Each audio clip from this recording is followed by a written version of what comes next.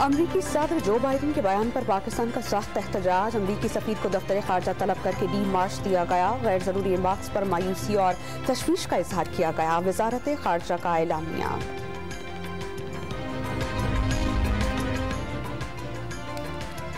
पाकिस्तान के जौहरी असासी आलमी तरजीहात के मुताबिक महफूज तरीन। वज़ीर आज़म ने बाइडन के बयान को गुमराहकुन करार दिया और मुस्तरद कर दिया। निजी तकरीब में जो बाइडन का बयान अमरीका के सरकारी मौक़िफ़ की तायद नहीं, ताल्लुकात पर असर नहीं पड़ेगा। बिलावल भुट्टो की न्यूज़ कॉन्फ्रेंस।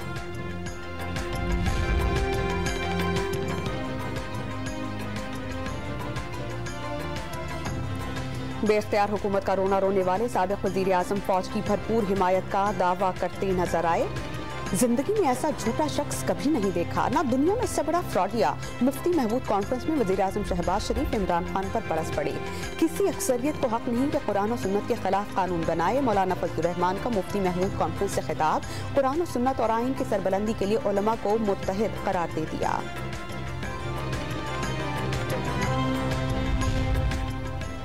कौमी असम्बली की 8 और पंजाब असम्बली की 3 नशस्तों पर ज़िमनी इलेक्शन कल होगा। तैयारियां मुकम्मल। कौमी की 7 नशस्तों पर इमरान खान उम्मीदवार। PDM के उम्मीदवारों से कांटे का मुकाबला मुतवक्के।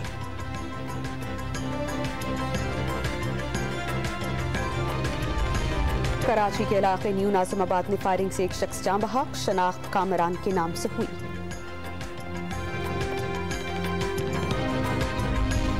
इस्लामाबाद में खतरनाक करार दी गई 15 इमारतों के खिलाफ कार्रवाई। सेफ्टी कवानीन के खिलाफ वर्जी पर नोटिस आवेजा। 7 रोज में जवाब तलबी।